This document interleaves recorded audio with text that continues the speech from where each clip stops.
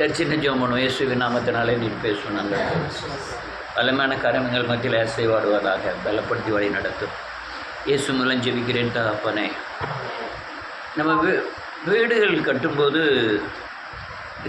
எப்படி எப்படி கட்டணும், எங்கன பாத்ரூம் இருக்கணும், எங்கன பெட்ரூம் இருக்கணும், எங்கன கிச்சன் இருக்கணும், எங்கன ஹால் இருக்கணும், இதெல்லாம் சோதனை பண்ணி நம்ம கட்டுறோம். ஆனால் கிறிஸ்துவ ஜீவியம் கட்டி எழுப்பும் பொழுது அநேகர் அதை உணர்வதில்லை. உணராதனால வேத வார்த்தையின்படியே நம்ம வாழ்க்கையை அமைப்பது தான் கிறிஸ்து நமக்குள் தங்குகிற வீடாய் மாறும். நீங்கள் வார்த்தையின்படி நீங்கள் கட்டலைன்னா அது மணலின் மேல் கட்டுகிற புத்தி இல்லாத மனுஷனுக்கு ஒப்பாய் மாறுவான் அப்படின்னு வேதம் சொல்லுகிறது. மணல் என்று சொன்ன போனால் வசனத்தின்படி அல்லாமல் சுய புத்தியின்படி கட்டுகிறவர்கள் கிறிஸ்துவ ஜீவியத்தை நீங்கள் சரியானபடி கட்டி எழுப்பினாதான் உங்களுக்குள்ள தேவன் தங்குகிற ஆலயமாய் தேவனுடைய வீடாய் நீங்கள் மாற முடியும். அநேகர் அதாவது இன்னைக்கு கிறிஸ்துவ ஜீவியம் ரொம்ப தூரம் நலிந்து போகிறதுக்கு காரணமே கிறிஸ்துவ ஜீவியத்தை வேத வசனத்தின்படி குடும்பங்களில் கட்டி எழுப்பாதனால தான் மொத்த கிறிஸ்துவமே ரொம்ப பின்தங்கின நிலையில் இருக்கிறது. அநேகர் நன்றியோடு கூட துதிக்கிறேன். நீங்கள் நல்ல கவனித்தால் தான் அது புரியும். நன்றியோடு கூட துதிக்கிறேன் இயேசுவின் நாமத்தினாலே. அதனால் ஒரு மனிதன் ஒரு குடும்பத்தில் தான் கட்டப்பட வேண்டும், தன் மனைவி பிள்ளைகள் கட்டப்பட வேண்டும், குடும்பம் தேவனுக்குள்ளே சத்தியத்துக்குள்ளே நிலைநிறுத்தி தேவன் ஆவியானவர் அசைவாடுகிற ஒரு வீடாய், அசைவாடுகிற ஆவியாத்மா சரீரமாய், அசைவாடுகிற அல்லேலூயா குடும்பமாய் மாற வேண்டும். நீங்கள் குடும்பத்தை தேவனுக்குள்ளே கட்டுறதான் தேவனுடைய வீடு உங்களுக்குள்ளே கட்டப்பட்டதின் அடையாளங்கள். உங்களுக்குள்ளே நீங்கள் வீடு கட்டினா தேவன் தங்குகிற ஆலயம் கட்டப்பட்டால்தான் இந்த பூமியில் நீங்கள் சரியான ஒரு கிறிஸ்துவ ஜீவியம் செய்ய முடியும். அநேகர் அல்லேலூயா நன்றியோடு கூட துதிக்கிற புத்தி இல்லாதவளோ தன் கரங்களினாலே இடித்து போடுகிறாள். புத்தியுள்ள ஸ்திரீ குடும்பத்தை கட்டுகிறாள், வீட்டை கட்டுகிறாள். அதே மாதிரி புத்தி இல்லாத மனுஷன் மணலின் மேல் வீடு கட்டுகிறான் அப்படின்னு வேதம் சொல்லுகிறது. நீ ஒவ்வொரு ஆளும் கட்டும் பொழுது உலக மொத்த கிறிஸ்துவ ஜீவியத்தை பார்க்கும்போது ஒரு மாயையான சாயலிலே கிறிஸ்துவ ஜீவியங்கள் நடத்தப்படுகிறது. வசனத்தை கேட்க வேண்டும், ஆனால் வசனத்தின்படி நடக்கக்கூடாது. வசனத்தின்படி நடக்காத எந்த ஜீவியமும் அது கிறிஸ்து கட்டப்படக்கூடிய ஜீவியம் அல்ல. ஆனால் வசனத்தை அநேகர் கேட்குறாங்க. எல்லா பக்கமும் வசனம் விதைக்கப்படுகிறது, பேசப்படுகிறது. ஆனால் சுயநலத்திற்கேற்ற இந்த உலகத்தில் பூமியில் வாழ்வதற்கு அடுத்ததான ஆலோசனைகளை பெறக்கூடிய சத்தியங்களை மட்டும் மக்கள் கேட்க வாஞ்சிக்கிறார்கள். போதனையும் அதுதான் இருக்கிறது. நான் பாவ சாபத்திலிருந்து விடுதலையாக வேண்டும், நான் புது சிருஷ்டியாய் மாற வேண்டும், இயேசுவை போல மாற வேண்டும், அல்லேலூயா பிசாசை ஜெயிக்க வேண்டும், அல்லேலூயா இந்த பரலோக ராஜ்யத்துக்கு நாம் ஆயத்தமாக வேண்டும் என்கிற தன்மையில் நீங்கள் கட்டுனீங்கன்னா உங்களுக்குள்ளே தேவன் தங்கினா தான் இந்த மறுரூபமோ அல்லது பரலோகத்தின் ஆயத்தமோ இதெல்லாம் உங்களுக்குள்ளே நடக்கும். அநேகர் அந்த வீடு கட்டலை, அந்த தேவனுடைய ஆலயம் நமக்குள்ளே கட்டி எழுப்பப்படவில்லை. நிறைய பேரை நான் சந்திக்கிறது பூராமே உலக ஆஸ்திக்காகவும் உலக சுகபோகத்துக்காகவும் தான் இயேசுவை சேவிக்க விரும்புகிறார்கள். அநேகர் பின்பற்ற விரும்புகிறதே அதுக்கு தான். ஆனால் நீங்கள் தேவனைப் போல மாறினீங்கன்னா பிசாசை ஜெயிப்பீர்கள். இந்த உலக தேவைகள் எல்லாம் அல்லேலூயா மனுஷன் அறிந்திராத வழியிலே சந்திக்கப்படும் என்பதை மக்கள் உணர்வதில்லை. ஒரு எந்த காரியமானாலும் சரி, வீடோ வாசலோ மற்ற எல்லா தேவைகளும் சுய முயற்சியில் செய்வது எல்லாமே புத்தி இல்லாத கலாத்தியர்கள். அதனால் இந்த புத்தி இல்லாத கலாத்தியர்கள் விபச்சாரங்களை செய்கிறார்கள்னு கலாத்தியர் 3வது அதிகாரத்தில் வாசிக்கிறோம். விபச்சாரிகளே என்றால் உலக சிநேகத்தோடு ஒத்து போய் தனக்குள்ள கிறிஸ்துவ ஜீவியம் நடத்துவது தான் இந்த காரியங்கள். இந்த நான் சொல்கிறத எத்தனை பேர் புரிஞ்சுக்கிடுறாங்கன்னு எனக்கு தெரியல. ஆனால் அநேகருடைய வீழ்ச்சியின் காரணம் மணலின் மேல் கட்டுகிற அல்லது தனக்குள் வேத வசனத்தின் அடிப்படையில் வாழ்க்கை அமைக்காத அந்த அந்த ஆலயம் கட்டப்படுகிறபடினாலே பெருவெள்ளம், பெருமழை, அல்லேலூயா, பெருங்காற்று அடிக்கும் பொழுது, அதாவது சூழ்நிலைகள் மாறி வாழ்க்கையில் வருகிற அநேக யுத்தங்கள் நம்முடைய கிறிஸ்துவ ஜீவியத்தை இல்லாமல் போக பண்ணுகிறது. இவங்க புத்தி இல்லாமல் கட்டுகிற வீடுகள். ஒரு உபத்திரவம் தேவனிடத்திலே உங்களை அதிகமாய் கிட்டி சேர்க்கும். ஒரு உபத்திரவம் உங்களுக்குள்ளே இருக்கிற தேவனை வெளிப்படுத்தும். ஒரு உபத்திரவம் அநேக சக்திகளை ஜெயிக்கக்கூடிய தேவ ஆசீர்வாதங்களையும் தேவ பலத்தையும் உங்களுக்கு கொடுக்கும். ஆனால் நீங்கள் கண்மலையாகிய கிறிஸ்துவின் மேல் வீடு கட்டப்பட்டிருக்க வேண்டும். கிறிஸ்து என்பது நீங்கள் மனம் திரும்பி பாவ மன்னிப்பின் நிச்சயத்தை பெற்று அதன் ஆளுகைக்கு உட்பட்ட பரிசுத்த ஆவியானுடைய தன்மை.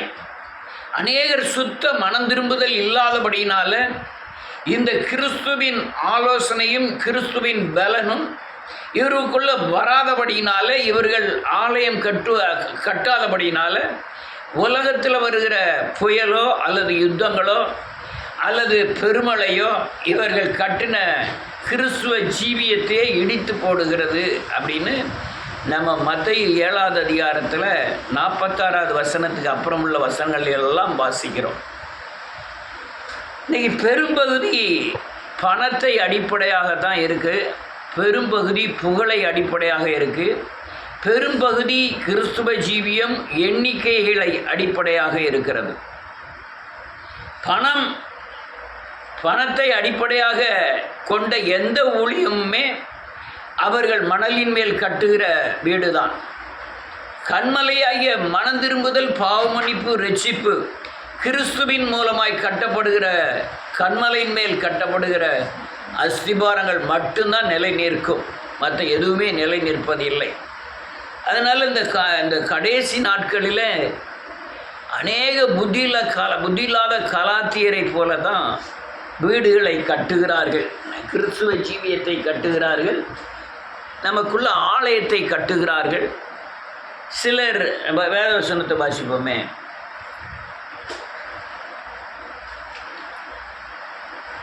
எபிரேயரின் புஸ்தகம்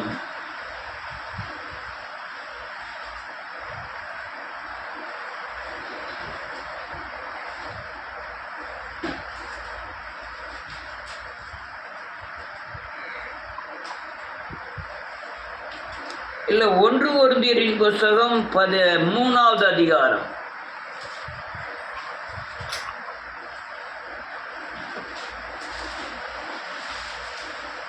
12வது வசனத்திலிருந்து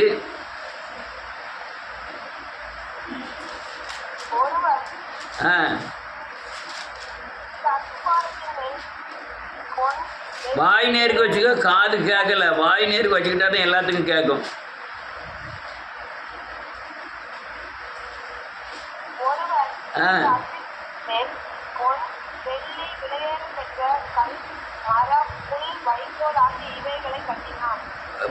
அநேக விதமாய் ஊழியங்களை அல்லது ஒரு மனிதனுக்குள்ளே கிறிஸ்துவ ஜீவியத்தை கட்ட ஆரம்பிக்கிறார்கள். பொண்ணு, வெள்ளி, இந்த வைரங்கள் இவைகளெல்லாம் இந்த பூமிக்கு அடுத்தவைகள். இவைகளை கொண்டு ஆசீர்வதிப்பார் அல்லது மேன்மைப்படுத்துவார், அல்லது அந்த பணத்தின் மேல் உன் மோகம் இருக்கட்டும், அல்லது பணத்தை நம்பி வாழ்ந்து கொள், அப்படியெல்லாம் நம்பி இதன் மேலே அஸ்திபாரத்தை போட்டு இதன் மேலே அநேக கிறிஸ்துவ போதனைகளோடு கூட ஒரு மனிதனுக்குள்ளே ஆலயம் கட்டப்படுகிறது. அல்லேலூயா, உனக்கு ஆசீர்வாதத்தை தருவார், வீட்டை தருவார், அல்லேலூயா, நீ மென்மேலும் உயர்த்தப்படுவாய், அல்லேலூயா, கடன் இல்லாமல் இருப்பாய், அப்படின்னு போதனைகள் எல்லாம் இப்படி பொன், வெள்ளி, வைரத்தின் மேல் கட்டப்படுகிறது. ஆனால் சிலருடைய இது அல்லேலூயா, நீ பட்னியாக கிடந்தாலும் தேவனை சேவிக்க வேண்டும், அதாவது புல், வைக்கோல் இது மேலே கட்டுற வீடுகள். நீ பட்னியாக கிடந்தாலும் கர்த்தரை சேவிக்க வேண்டும். நீ அல்லேலூயா கந்தை உடுத்தினாலும் பரவாயில்லை. நீங்கள் ஒரு துணி இருந்தால் போதும், ஒட்டுறதுக்கு ஒரு இடம் இருந்தால் போதும். இப்படிலாம் பிரசங்கித்து இப்படியும் குடும்ப கிறிஸ்துவ ஜீவியத்தை கட்டுகிறார்கள். நீ பணத்தினாலே உன்னை ஆசீர்வதிப்பார் என்பது சொல்லுவதும் தவறு. நீ பட்டினியாக கடந்து தான் தேவனை சேவிக்கணும் என்று ஒரு மனிதனுக்குள்ளே கிறிஸ்துவ ஜீவியத்தை கட்டுவதும் தவறு. அன்றன்றுள்ள அப்பத்தை அவர் நமக்கு தருவார், அது சத்தியம். உனக்கு வேண்டிய ஆகாரத்தை அன்றன்றைக்குள்ள ஆகாரத்தை அன்றன்று தருவார். ஆனால் இப்படிதான் அநேகர் கட்டுகிறார்கள். வேத வசனத்தின் அடிப்படையில் இல்லாமல் சுய புத்தியின் அடிப்படையில் ஒரு மனிதனுக்குள்ளே கிறிஸ்துவ தங்குகிற ஆலயமாகிய வீடு கட்டப்படுகிறது. என்னைய இந்த எழுப்புதலை பொறுத்தவரையில் மனம் திரும்புதல், பாவ மன்னிப்பு, ரட்சிப்பு, அதன் மூலமாய் பெறுகிற கிறிஸ்துவின் ஆவியானவர் அவர் உணர்த்துகிறபடி சத்தியத்தின்படி நடத்தல், வேத வசனத்தை வாசித்து அதற்கு அந்தரகத்தில் இருக்கிற கருப்பொருளாகிய சத்தியத்தின் அடிப்படையிலே உன் குடும்ப ஜீவியங்கள் கட்டப்பட வேண்டும் என்பதுதான் எழுப்புதலின் போதனைகள். ஆனால் இந்த மாறுபட்ட இந்த போதனையினாலே புத்தியில்லாத கலாத்தியராக இருக்கிறதுனால அநேக சபைகள் இடிந்து போகிறதை நாம் பார்க்கிறோம். குறிப்பிட்ட சபைகள் குறிப்பிட்ட காலங்களுக்கு மேலாக அது ஓடுவதில்லை, அல்லது குறிப்பிட்ட ஒரு தலைமுறை ஓடுகிறது, அதுக்கப்புறம் எல்லாம் வீழ்ச்சி அடைகிறது. இன்னைக்கு பார்க்கிற தரிசனத்தை பெற்றோம் என்று சொல்லுகிற அநேக தீர்க்கதரிசிகள் உருவாக்கின சபைகள் எல்லாமே அல்லேலூயா இந்த உலகத்தை அடுத்த போதனையினாலே அல்லேலூயா நன்றியோடு கூட துதிக்கிறேன் இயேசுவின் நாமத்தினாலே ஊழியங்களின் அமைப்பை கட்டினபடினாலே அநேக சபைகள் இடிந்ததாக தான் பார்க்கிறேன். அநேக சபைகள் உயிர்ப்பிக்கப்பட்டதாய் நான் பார்க்கல, ரொம்ப சபைகள். அதே போல் அநேக பெரிய பெரிய ஊழியர்கள் இந்த மிஷினரிகளாய் இந்திய தேசத்தில் இதெல்லாம் பேசினா அநேகர் கோபம், சண்டைக்கு வந்துடக்கூடாது. நம்ம கூட சண்டைக்கு வந்தாலும் பரவாயில்ல இயேசுவின் நாமத்தினால். இவர்கள் அப்படி சங்கடப்பட்டார்கள், இப்படி சங்கடப்பட்டார்கள். அவர்கள் பிள்ளைகளை மறிக்க கொடுத்தார்கள், மனைவியை மறிக்க கொடுத்தார்கள், சொத்து இல்லாமல் வந்தார்கள், எல்லாம் வந்தார்கள். ரைட்டு, எல்லாமே ரைட்டு, கரெக்டு. இது சாதாரண ஒரு கிறிஸ்துவனுடைய தன்மை தான். அது ஏதோ ஒரு ஊழியருடைய தன்மை மட்டுமல்ல. ஒவ்வொரு கிறிஸ்துவனும் உலகத்தில் இருக்கிற, நான் சொல்லுதெல்லாம் புரியுதா உங்களுக்கு? புரியுதா?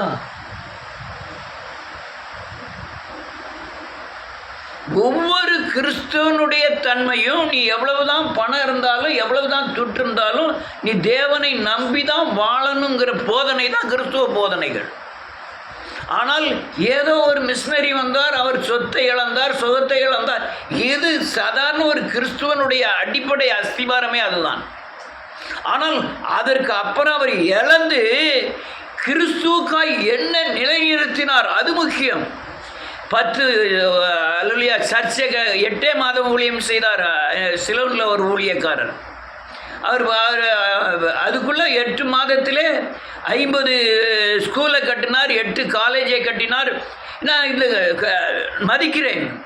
ஆனால் அதனால் கிறிஸ்துவுக்கு என்ன லாபம்? நீங்கள் பாம்பேயில் போய் பாருங்கள், சாந்தா குருஸ்ன்னு நினைக்கிறேன், அந்த இடத்துல கோப்பர் ஹாஸ்பிட்டல்னு ஒன்று ஹாஸ்பிட்டல் இருக்கும். அந்த கோப்பர் ஹாஸ்பிட்டலில் அல்லேலூயா நன்றியோடு ஆஸ்மா கம்ப்ளைண்ட் மட்டும்தான். மற்ற இதுக்கும் செக்ஷன்லாம் தண்டனையாக இருக்குது. அப்போவுமே 6 மாடி பில்டிங். அதில் எதுக்குமே யாருக்குமே சம்பளம் கிடையாது, 10 பைசா கிடையாது, செலவு கிடையாது. கவர்மெண்ட்டு ஹாஸ்பிட்டலை காட்டில் ரொம்ப நீட்டாக இருக்கும். ஆனால் எந்த இதுக்கும் பைசா கிடையாது, எல்லாம் ஃப்ரீ. ஒரு இந்து மனுஷன் செய்திருக்கிறார். இதே மாதிரி பல காரியங்களை இந்து மனுஷர்கள் செய்திருக்கிறார்கள். அது ஊழியத்தோடு சேருமா? சேராதே. அதே போல தான் கிறிஸ்துவின் பெயரை வைத்துக்கொண்டு நீங்கள் செய்கிற ஸ்கூல் ஆனாலும் சரி, ஹாஸ்பிட்டல் ஆனாலும் சரி, இது கிறிஸ்துவ ஊழியத்தோடு சேராது. ஏதோ ஒரு நன்மை அல்லது தான தர்மம் இதோட சேருமே தவிர, நான் வந்து பாடுபட்டேன், நான் சேர்மாதில் ரவுடியாக இருந்தேன், அல்லையா குடிகாரனாக இருந்தேன், மனம் திரும்பினேன், ரட்சிக்கப்பட்டேன், நான் வந்து ஊழியம் செய்தேன், பாடுபட்டது இருக்கட்டும். நான் இயேசு கிறிஸ்துவுக்காக என்ன செய்தேன்? எத்தனை பேருக்குள்ள கிறிஸ்துவை கட்டி எழுப்பி இருக்கிறேன்? எத்தனை ஆத்மாவை தேவன் தங்கும் ஆலயமாய் மாற்றி இருக்கிறேன்? அதுதான் முக்கியமான பாயிண்ட். அல்லேலூயா.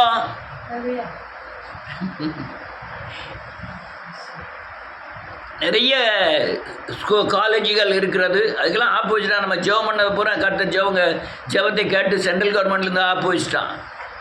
நிறைய ஸ்கூலுகளை, நிறைய காலேஜுகளை, ஹாஸ்பிட்டல்களை, பல நிறுவனங்களை மிஷினரிகள் கட்டி அப்படியே ஒரு சில சமுதாயத்திட்ட கொடுத்துட்டு போயிட்டாங்க.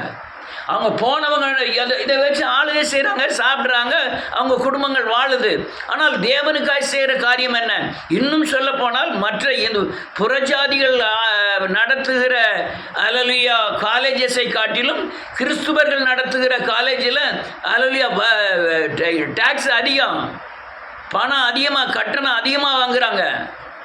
இதெல்லாம் நம்ம ஜெபம் பண்ணணும். கர்த்தர் அதை அந்த வெளிநாட்டிலேருந்து வர்ற பணத்தை பூரா நிப்பாட்டினார். கர்த்தருக்கு சோத்திரம். நான் இப்படி பேசுகிறதுனால அநேகருக்கு புரியாதனால இவன் முட்டாள்தனமாக பேசுகிற மாதிரி தெரியும். நான் சொல்லுகிறது சத்தியமா பணமா? பணத்தினால அல்லேலூயா வெள்ளியினாலே பொன்னினாலே ஆலயத்தை கட்ட போகிறீங்களா? அல்லது தேவன் மேலே வைக்கிற விசுவாசத்தினாலே, தேவன் வசனத்தின் மேலே வைக்கிற விசுவாசத்தினாலே, வசனத்தின் ஜீவியத்தின் மூலமாய் நீங்கள் கிறிஸ்துவ ஆலயத்தை கட்ட போகிறீங்களா?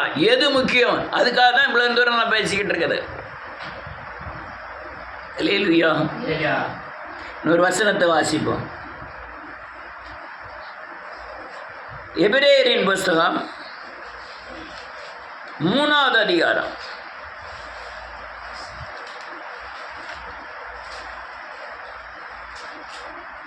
1 வாசிக்கலாம்.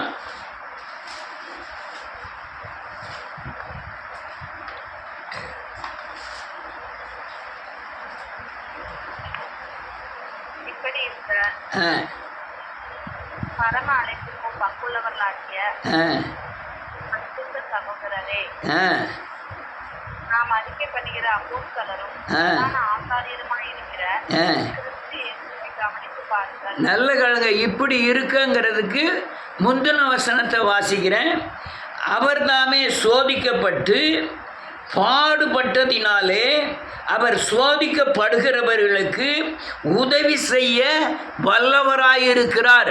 அதுக்கப்புறம் தான் எழுதியிருக்கு, இப்படியே இருக்க பரம அழைப்புக்கு பங்குள்ளவர்களாகிய பரிசுத்த சகோதரரே. ஏன்னா அதாவது பாடுபடாமல், அதாவது இந்த பூமியிலே சோதிக்கப்படாமல் நீ அழைக்கப்பட்டிருந்தால் தேவனுடைய சபையை ஒரு மனிதனுக்குள்ளே கட்டி எழுப்ப மாட்டீர்கள். அதுக்கு அர்த்தம் அதான். இயேசு சோதிக்கப்பட்டார். அவர் சோதிக்கப்பட்டதுனால அழைப்பை பெற்று சகோதரருக்குள்ளே ஆலயத்தை கட்டுகிறார். நான் ஆலயத்தை கட்டியிருக்கேன்னு ஸ்ட்ராங்காக சொல்ல முடியும். ஒவ்வொருக்குள்ளேயும் தேவன் தங்கும் ஆலயமாய் மாற்றுவதற்குண்டான எல்லா முயற்சியும் செய்யப்படும். ஏனால் நான் சோதிக்கப்பட்டேன், அழைப்புக்கு முந்தியாகவே சோதிக்கப்பட்டேன், பாடுபட்டேன், அல்லேலூயா அதிகமாய் பாடுபட்டேன். அதனால அழைப்புக்குரிய பாத்திரனாய் எண்ணப்பட்டு சகோதரருக்குள்ளே ஆலயத்தை கட்டினேன். அடுத்தல என்ன எழுதிருக்கு? நாம் அறிக்கை பண்ணுகிறேன்,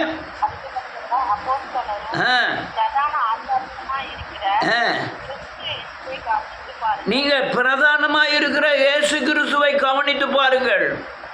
அவர் அடிச்சுவடுகளை பின்பற்றினாதான் நீங்கள் தேவனுடைய ஆலயமே உங்களுக்குள்ள கட்டி எழுப்பப்பட முடியும். உங்கள் சிந்தனை எவ்வளோ தூரம் எங்கே இருக்கு, அதுதான் நீங்கள் கட்டப்பட்ட ஆலயத்தின் தன்மை. உனக்குள்ள இயேசு கிறிஸ்து இருக்கிறாரா? உன்னுடைய சிந்தனை இயேசுவை பற்றியும் வேதவசனத்திற்குள்ளாகவும் அல்லேலூயா சிலுவைக்குள்ளாகவும் அல்லேலூயா இருக்கும். நீ அப்போ உனக்குள்ள இயேசு இருக்கிறார்னு அர்த்தம். எந்த பகுதிக்கு நீ இடம் அதிகமாக கொடுக்குறியோ அது உங்களுக்குள்ள தங்கி இருக்கிறது அர்த்தம். பணத்தின் மேல் நீ அதிகமாக எண்ணங்களையும் யோசனைகளையும் நடக்கைகளையும் வச்சுருந்தீங்கன்னா பணத்தின் மேலே தான் நீ கட்டிக்கிட்டு இருக்க வாழ்க்கையை. தேவன் செய்வார். வேதவசனம் இப்படி சொல்லுது. வேதவசனத்தின் காரியம் உன்னை பலப்படுத்தினது, உன்னை விடுதலை ஆக்கினது. நீ வேதவசனத்தில் கட்டி எழுப்பப்படுகிறாய். ரொம்ப பேருக்கு இந்த வசனங்கள் பிடிக்காது. ரைட்டு. அடுத்தது 2வது வசனம் என்ன எழுதிருக்கு?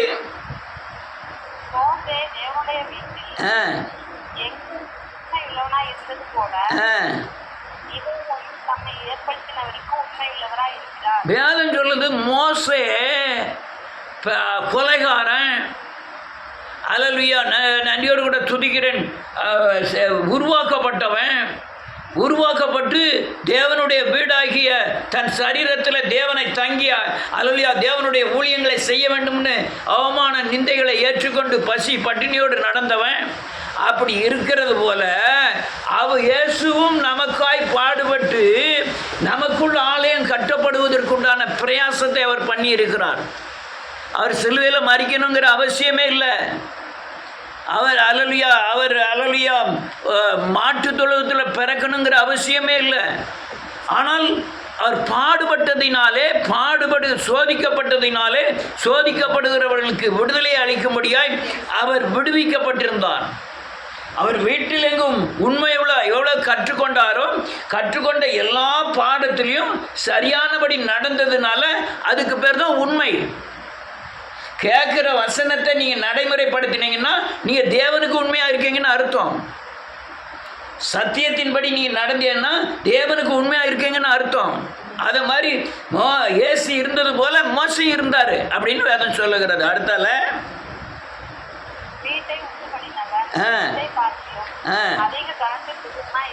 ஆமென்.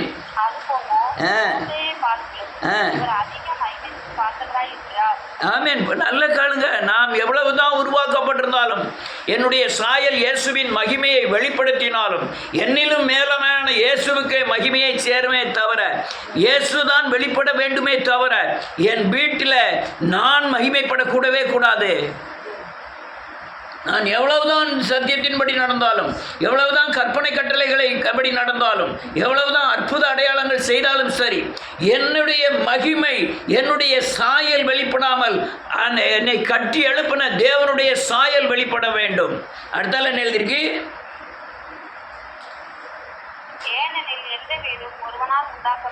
ஆமென். நல்ல காலுங்க. எல்லா வீடும் இருக்கிற தீர்க்கதரிசியானாலும் சரி, அற்புத அடையாளங்களை செய்கிறவரானாலும் சரி, போதகரானாலும் சரி, ஆசாரியனானாலும் சரி, இவர்களெல்லாம் வீடுகள், ஒவ்வொரு வீடுகள். ஆனால் வீட்டை உண்டாக்கினவர் தான் மேன்மை உள்ளவர். அநேகர் இந்த வீட்டை பிடிச்சிட்டு கிடக்காங்க. அந்த ஊழியர், இந்த ஊழியர், அவர் இவருன்ட்டு. இவரை காட்டிலும் மேன்மையானவர் தேவன். ரைட். அடுத்தது சொல்லப்பட போகிற காரியங்களுக்கு சாட்சியாக மோசே பணிவிடைக்காரனாய் அவருடைய வீட்டில் எங்கும் உண்மையுள்ளவனாய் இருந்தார். நல்ல கருத்து.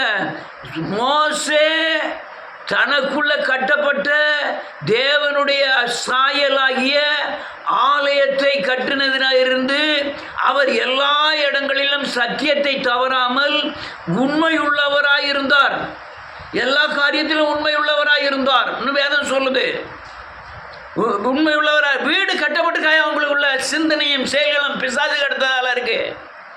யோசனைகள், அல்லேலூயா, நடக்கைகள், அல்லேலூயா, நன்றியோடு கூட துதிக்கிறேன், எண்ணங்கள் எல்லாமே பிசாசனுடையதாக இருக்கு. வீடு யாருடையது? தேவனுடைய வீடாய் மாறணும். நான் அநேக நேரம் சொல்லுவேன், நீங்கள் முதல்ல பார்த்த என் பேர் குட்டியப்பாவாக இருந்தது. குட்டியப்பாவுக்கும் இப்போ பார்க்குற தாமஸுக்கும் நேர்மாறையான அல்லேலூயா வளர்ச்சி. நீ அப்போ என்ன அர்த்தம்? நான் பிசாசின் வீடாக இருந்தேன், இப்போ இயேசுவின் வீடாக, இயேசு தங்குத வீடாக இருக்கிறேன். ஆனால் நான் எவ்வளவுதான் இயேசுவின் வீடாய் மாறினாலும் அந்த வீட்டுக்கு ஒரு மேன்மையும் இல்லை. வீட்டுக்குள் தங்கி இருக்கிற இயேசுவுக்கே மகிமை. அல்லேலூயா. அநேகர் தனக்குள்ள வீடு ரொம்ப கொஞ்சம் பேசிக்கிட்டு இருந்தாலே தெரிஞ்சு போவோம் அவங்க வீடு என்ன வீடு கட்டியிருக்காங்கன்னு. பண விஷயங்களில் பார்த்தீங்கன்னா பேயா மனுஷனான்னு தெரிஞ்சு போவோம். அல்லலையா புகழ், பெருமை, அகந்த, இது எல்லாமே பார்த்தீங்கன்னா பிசாசின் வீடு அழகாக தெரிஞ்சு போவோம். ஒரு வசனத்தை வாசிப்போம். மார்க் எழுதின சுவிசேஷம் 3வது அதிகாரம். நேரம் ரொம்ப கடகடகடன் போகுது. மார்க் 3வது அதிகாரம் 28வது வசனம் 23வது வசனத்திலிருந்து. அவர்களை அவர் அழைத்து ஓமைகளாக அவர்களுக்கு சொன்னதாவது, ஆமென். சாத்தானை சாத்தான் துரத்துவது எப்படி? ஒரு ராஜ்யம் தனக்குத்தானே விரோதமாக பிரிந்திருந்தால் ராஜ்யம் இருக்க மாட்டாது. ஆமென். ஒரு வீடு தனக்குத்தானே விரோதமாக பிரிந்திருந்தால் அந்த வீடு நிலைநிற்க மாட்டாது. நல்ல காலுங்க. நீ வேதக்காரனா இருக்க, பைபிள் பார்க்குற, சர்ச்சுக்கு வர, ஆனால் உனக்குள்ள வீடு பிசாசின் வீடாக இருந்ததுன்னா ஒரு காலமும் அல்லலையா அது நிலை நிற்கவே செய்யாது. குறிப்பிட்ட காலங்கள் தான் நிலை நிற்கும். வீட்டுக்குள்ளே இயேசு தங்கி இருக்கிறாரா, அது இயேசுவின் வீடாய் மாறும். அது என்னுடைய வீடு, ஜெப வீடு என்னப்படும். என் வீட்டில் உன்னை மகிழ பண்ணுவேன்னு ஆண்டவர் சொன்னார். அது ஒரு நாள் வச்சிருக்காரு. அவர் வீட்டில் புறாவிக்கிறவர்களையும் காசுக்காரர்களையும் சவுக்கை எடுத்து பின்னி எல்லாத்தையும் சரி பண்ணினாருன்னு வேதத்தில் வாசிக்கிறோம். அதனால் இது அந்த நல்ல காலங்க. அந்த 2வது அதிகாரம், யோவான் 2வது அதிகாரத்தில் வர காரியங்கள் பின்னால் சவுக்கு எடுத்துட்டுலாம் வர மாட்டார். உங்களை அப்படியே பிசாசின் கையில் ஒப்பு கொடுப்பார், அவ்வளோதான். வீடு தனக்கு தானே பிரிந்திருந்தால், தேவனுக்கு விரோதமாய் பிரிந்திருந்தால், நீங்கள் பிசாசின் கிரியலோடு இருந்தீங்கன்னா நீங்கள் அல்லலையா வீடை கட்டவே முடியாது. வேதம் தெளிவாக சொல்லுது, அந்த வீடு தனக்குத்தானே விரோதமாக பிரிந்திருந்தால் அந்த வீடு, அதாவது நமக்குள்ள இருக்கிற வீடு ஆண்டவருக்கும் பிசாசுக்கும் சேர்ந்த வீடாக இருந்ததுன்னா அந்த வீடு கடைசி வரையும் நிலை நிற்காது அப்படின்னு வேதம் சொல்லுது. நிலை நிற்காதுன்னா என்ன அர்த்தம்? உடஞ்சிருமா?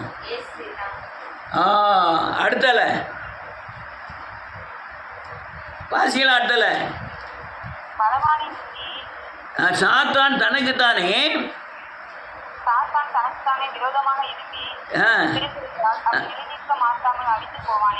நல்ல காலுங்க.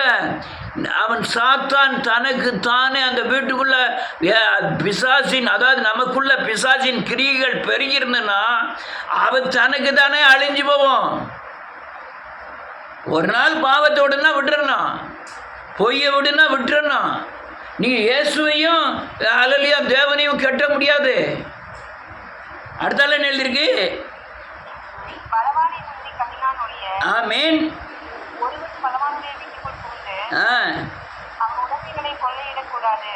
முடியாதுன்னு அர்த்தம். கூடாதுன்னா முடியாது. நல்ல காலுங்க. பலவான முதல்ல முந்தி கட்டணும். கட்டலைன்னா கொள்ளையிடப்படுவான். கட்டினால ஆயில் அல்லலையா மணியை தப்பிச்சிருவீங்க. நமக்கு தெரியும் எந்த பிசாசு நமக்குள்ளே இருக்குங்கிறத. நீங்கள் சரியானபடி உங்கள் வீட்டை தேவன் தங்கும் ஆலயமாய், தேவ பிரசன்னம் வெளிப்படுகிற இடமாய், தேவ மகிமை வெளியரங்கமாகக்கூடிய இடமாய், உண்மைத்தன்மை உள்ளவனாய், அல்லலையா பரிசுத்தம் உள்ளவனாய், இச்சை அடக்கம் உள்ளவனாய், பணப்பிரியம் இல்லாதவனாய் நீங்கள் என்னைக்கு மாறுறீங்களோ அப்போ தான் தேவன் தங்கும் வீடாய் நீங்கள் மாற முடியும். அவன் அப்படி இருக்கான், இவன் இப்படி, எவனும் எப்படி இருந்துட்டு போகிறான். நல்ல கழுங்க. திரும்பவும் சொல்கிறேன், பணத்தை வச்சு அல்ல, புகழை வச்சு அல்ல, இருக்கிற கொஞ்சத்தை கர்த்தர் ஆசீர்வதித்து சமாதானத்தோடு நடத்துகிறாரு. அதுதான் பெரிய ஆசீர்வாதங்கள். பணம் பெற்ற அநேகர் சமாதானமாக இல்லைங்கிறது உங்களுக்கு தெரியுமா தெரியாத தெரியல. பணத்தை நான் வெறுக்கிறவனும் அல்ல, தேவன் தராத பணத்தை எந்த பணத்தையும் விரும்புகிறவன் அல்ல. பணத்தை நான் வெறுக்கிறவன் அல்ல, ஆனால் பணத்துக்கு முதலிடம் கொடுக்கிறவனும் அல்ல, பணத்தை தேடி ஓடுகிறவனும் அல்ல. எதை இழந்த, மனைவியை இழந்தாலும் பரவாயில்ல, பொண்டாட்டியை இழந்தாலும் பரவாயில்ல, அது பிள்ளைகளை இழந்தாலும் பணத்தை சேர்த்துடணும்னு நினைக்கிற அநேக அயோக்கியர்கள் உண்டு. நீ சென்னை மாதிரியா இடத்துலாம் போனீங்கன்னா மனைவி பிள்ளைகளை விபச்சாரத்தில் தள்ளிட்டு பணத்தை சம்பாதிக்கக்கூடிய ஆண்கள் நிறைய பேர் இருக்காங்க. நீங்கள் ஆந்திராவுக்கு போனீங்கன்னா 13 வயசு பேத்தியிலேருந்து 80 வயசு கிழவி வரையும் ரோட்டில் வந்து நிற்பாங்க பணத்தை சம்பாத்தியம் பண்ணதுக்கு. ரைட், அடுத்தால என்ன எழுதிருக்கு? மெய்யாகவே நான் உங்களுக்கு சொல்கிறேன், ஆ மனிதர்கள் செய்யும் எல்லா பாவங்களும் ஆ அவர்கள் சிந்திக்கும் எந்த தூஷணங்களும் அவர்களுக்கு மன்னிக்கப்படும். ஒருவன் பரிசுத்த ஆவிக்கு விரோதமாக தூஷணம் செய்வானாகிய ஆமேன், அவன் என்றைக்கும் மன்னிப்படையாமல் ஆமேன். ஆசைக்குள்ளாய் இருப்பான் என்றார். நல்ல காலங்க. உங்கள் வீடை கட்டும்போது உங்கள் வீட்டுக்கு கட்ட முடியாத இருக்கிற பிசாசின் கிரியைகளை பரிசுத்த ஆவியானவர் உணர்த்துவார், போதிப்பார், கண்டிப்பார், அல்லலியா உங்களை அல்லலியா சிச்சிப்பார். அந்த இருக்கும்போது நீ செவி கொடுக்கலன்னா அந்த பரிசுத்த ஆவியானவரை நீ தூஷணம் பண்ணுகிறாய். அது ஆக்கினை தீர்ப்பை கொண்டு வரும். மனுஷனை உணர்த்தாத பரிசுத்தாவியானவர் கொடுக்கப்பட்டிருக்கிறதே இயேசுவை போல ஒன்றை மாற்ற, இயேசுவின் அடிச்சுவடுகளை பின்பற்ற வைக்க, இயேசுவின் சாயலுக்கு ஒப்பாய் உங்களை மாற்ற. அதுதான் தேவன் தங்கும் ஆலயம், அதுதான் தேவன் தங்கும் வீடு.